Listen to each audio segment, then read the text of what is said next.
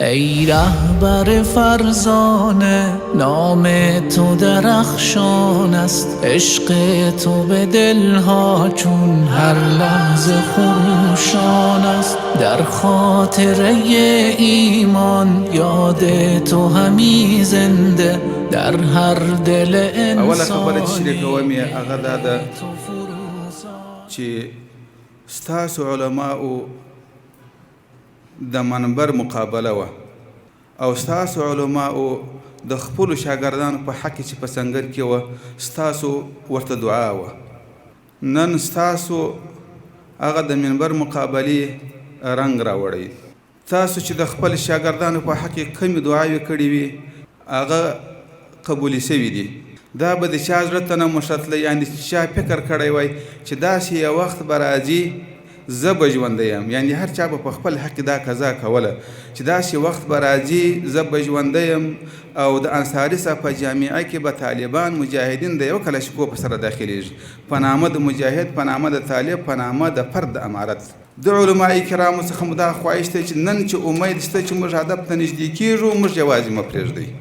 ګورئ، د افغانستان د مسلمانانو په قربانۍ باندې باید هر مسلمان خصوصا د افغانستان خلک افتخار وکړي. انسان د خطا څخه نه خالی نه دی. موږ ته به دا دعا کوئ په اوقاتو مخصوصو وکړئ،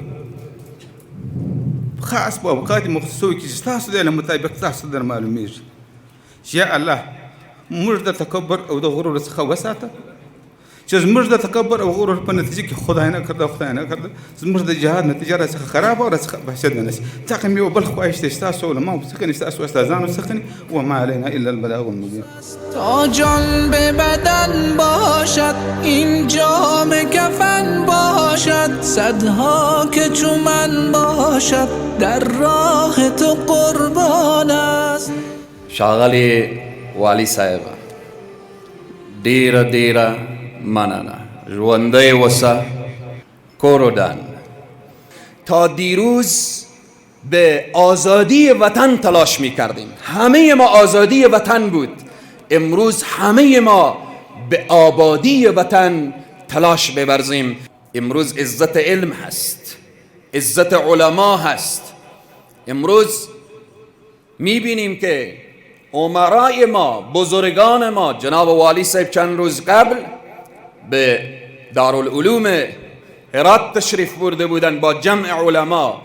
امروز با دارالعلوم عالی انصار با جمع از علما.